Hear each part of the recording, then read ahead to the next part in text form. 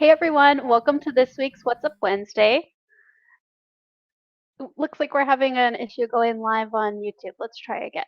No, at least we are live on Facebook at least. Everybody, welcome. My name is Rachel and I'm on the client support team here at Early Learning Ventures. And today I'm joined by Elsa Sackett-Warren, who is our Leadership and Development Manager here at Early Learning Ventures. Welcome, Elsa. Thanks for joining us today. Thanks for having me, Rachel. Today, Elsa is going to be sharing about Colorado's new LEAVE program. So today's topic is a Colorado-specific resource. But if you're not located in Colorado, hang in there with us for just a minute because we do have a special opportunity here for our existing Alliance Core users, which is a chance to win a scholarship to use Alliance Core completely free for an entire year. So to participate, all you have to do is add a comment into the chat on this video or into the comments section, whether you're watching live or you're watching the recording, just answering our question of the week. So both on Facebook and on YouTube, you can comment for a chance to win. And each comment earns you an entry into this raffle. So we encourage you to engage every week for more chances to win. A winner will be selected at random after 7 weeks. So don't miss out because this opportunity could save you anywhere from $300 to $1,200. That's a lot of savings. For this week, what we would love to know is what you served for snack today. So comment in the chat or in the comments here on this video and you can be entered into that raffle. And that's for any of our existing Alliance Core users. So be sure to follow us on Facebook and subscribe to our YouTube channel. And you can even sign up for our newsletter so you don't miss out on any updates about our What's Up Wednesday videos, but also just what's happening within the organization. We share new topics each week. So even if you're not located in Colorado, there are a lot of resources that we share that could be beneficial for you or maybe someone on your team or even your families. If you have not heard of Early Learning Ventures before, we are a 501c3 nonprofit based out of Colorado, and our mission is to expand access to quality and affordable childcare. We offer a variety of different free resources, including these What's Up Wednesday videos, a Family Engagement Friday podcast, office hours support, and for those of you who are located in Colorado, we have the shared ECE resource platform available for free as well. I have links in the description of this video for where you can find our website to learn more about the various resources that we offer, and also to get a free demo of our childcare management system, Alliance Core. If you are watching live with us today, please ask questions in the chat. This is a great time to ask questions while we have Elsa live with us here today. So please, Elsa, why don't you tell us what is up on this Wednesday? You maybe want to start off by introducing yourself and tell us about your role here at ELV. Thanks. Yeah, so I'm Elsa, and I joined ELV almost 5 years ago when we got an expansion grant for our childcare partnerships team. And I really focus on leadership development for the childcare provider community that we work with a heavy emphasis on human resources and business operations, which are the parts that don't necessarily come so naturally to people that get into the business since they really like children. I'm the person that really likes color coded spreadsheets and would like to spread the love. Within ELV, I also focus on our internal talent processes. So, again, with that HR focus. And we were really excited in 2024 to have access to a new human resources option here in Colorado, which is family leave. Exciting. Yeah. And the acronym is also sort of like family, right? FAMLI. 100%. Yep. Do you want to tell us what that stands for? Yeah, so family leave, it stands for Family and Medical Leave Insurance, and we do pronounce the acronym FAMLY. And it's a little bit different than the federal FMLA leave for larger employers. So it provides paid leave for our Colorado workers. That's exciting. So, who is eligible for family in Colorado? So people that live and work in Colorado are eligible, including self-employed people who opt in, which is really exciting. You do have to have earned at least $2,500 in wages, subject to your family premiums, over a period of 5 quarters.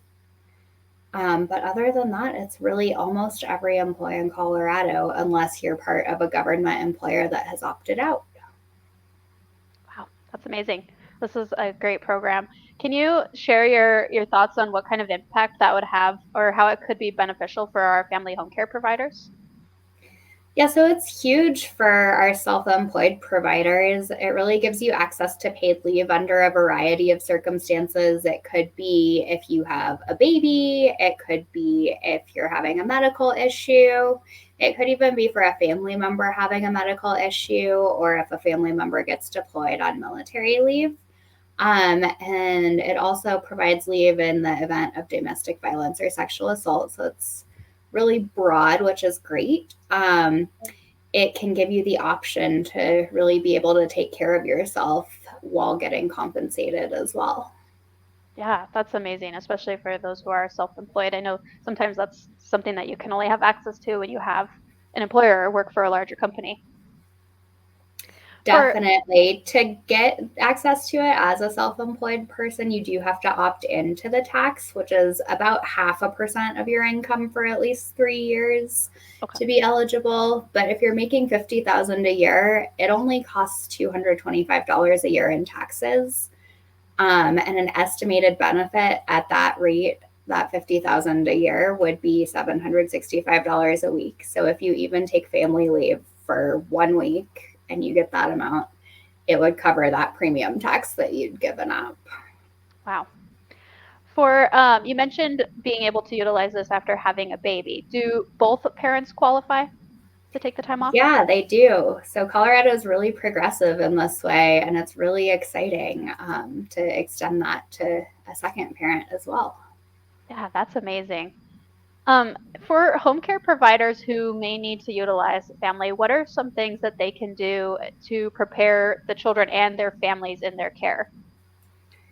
So there are different approaches. As a family child care home, you might choose to have an employee and even have care continue to run in your home, even if you're not providing it. Otherwise, you might think about alternative care and how to facilitate transitions to other programs for the families in your care, but really trying to provide recommendations to families and as much notice as you can. We all know things come up in emergencies. We don't expect you to know that there's going to be an accident or something like that. But in the case of a baby or some planned surgery, really just giving people that planning time and some resources to help them find childcare because we all know it's such a precious resource. Yeah, yeah. So just having that conversation, I think, even would be beneficial for everyone. What would you say directors could do to prepare themselves and their center if maybe they have a teacher who may be utilizing family? Yeah, so I would definitely recommend to think about how you can sort of cover for that employee, depending on what sort of family leave they're taking. It could be if they're taking up to 12 weeks that they take it all at once. It could be sort of spread out because this new option is really flexible. So you could have someone out a couple days a week, but thinking about could you hire a temporary staff member? If they're taking intermittent leave, could you hire someone part time?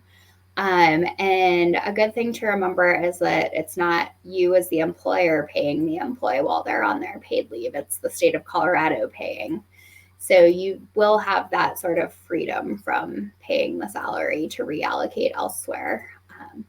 And you can always have someone sort of trained up, hopefully a little bit in advance, if you know about a planned absence, and hopefully maybe find a way to keep them on longer term going forward. So it can be a good way to test out a new staff member and see if it's a good fit for both of you. Yeah, that's a great point. And I think again that this comes back to just having that conversation because these leaves aren't always planned. Sometimes they are, and that's great, but even just to have some sort of plan in place for in the event where this is last minute. Mm-hmm. Absolutely. Do you have any insight on how the application process works and how about how long it can take? Yes, so you file a claim online, and once your claim is fully submitted with all of the required paperwork, the family division has about 2 weeks to get a decision back to you stating whether or not your claim is approved. Once a claim is approved, benefits are issued weekly, and there's no waiting period, which is great. I know I've heard it's about an average of a week from when your claim for having a baby gets filed to when you're able to get your first payment. So that's really quick. They're working ahead of their stated timelines, which is amazing and impressive. Keep it Yeah. up if you're listening, family people. Yeah, that is amazing. Yeah, and you can open a claim for a planned leave 30 days prior to the first date of absence. So if you have like a planned surgery or you know that you're going to have a scheduled C-section to have a baby or something like that, you can go ahead and do those in advance. And if something comes up unexpectedly, you have 30 days after the absence to file a claim. That's great that you can do it ahead of time because I know, having a baby, surgery, it's just two examples of things that it's a lot. That's a lot going on. So if you can sort of plan ahead and you've got that 30-day buffer period so that you don't have to think about this, when you're in the hospital, that's good. Yeah, I think from everything I've heard, they're still like working out a few kinks because this did go into effect January 1st. But the state is really, really trying and they seem to have really staffed up. And whenever I've had to call and ask a question, they've answered and I've gotten to a real person within just a couple of minutes. So don't be scared to call them, I think is the main message I would give. That also is amazing. I know that's not always the case with programs like this, but um, do you have any idea on if how this would work if the applicant would be back paid from the time that they applied in the event that they did need to utilize this in an emergency and were already not working at the time of application? Yeah, so they do often issue benefits in arrears, which just means after the fact, going back to the first date of absence, as long as you've filed that claim within the 30 days after. So definitely a possibility. If you don't ask, the answer is no. Yeah. Thank you. For someone that has utilized family, do they then have to pay taxes on the money that they received when it comes time to file? So, small disclaimer, we're not tax lawyers here, but family benefits are not subject to state income tax in Colorado, which is great. So far, it looks like from the IRS, state programs like family would be taxed similarly to unemployment compensation, which is subject to federal income tax. So you would get that like 1099G sort of a form. Okay. Yeah, thank you. I think that is good to know. But of course, like you just mentioned, if you have questions, call because that's great that you can speak to an actual person when you have questions, and they'd be very helpful with that. Yeah, they have been really responsive and really knowledgeable every time I've had to call about any sort of issue. Good. And I did put the link to the website in the description of this video as well as the contact information, so phone number. Um, do you have anything else to add to that on where anyone who's watching can go to learn more? Yeah, I would say if you are sort of getting started and want to talk to someone whose face you've seen at least, feel free to reach out to me through office hours. I'm happy to sort of talk through how to get to the starting point on the state website, or if you have a specific question, I can help you try to find an answer. I'm not a family employee, so I, of course, can't say whether or not your claim will be approved. But I'm happy to help you get started and just sort of be a friendly thought partner in the process. Yeah, thanks for mentioning that. I think that would be a good use of that office hours support, and like you said, just to have that support with getting started. Sometimes just an extra set of eyes and to help get you there. Definitely. Well, thank you so much for joining us today, Elsa, and sharing about this resource. And I know you mentioned it's new, but I think that's good to help get the word out where we can, right? Yeah, and I think it's huge for the childcare profession because it really provides something that not a lot of employers have been able to offer in the past. So Yeah, I think it's great to sort of help us take care of our workforce without it being a burden on providers. definitely. Yeah. Well, and thank you also to everybody for hanging out with us live today. So whether you are watching live or watching the recording later, thank you so much for being here.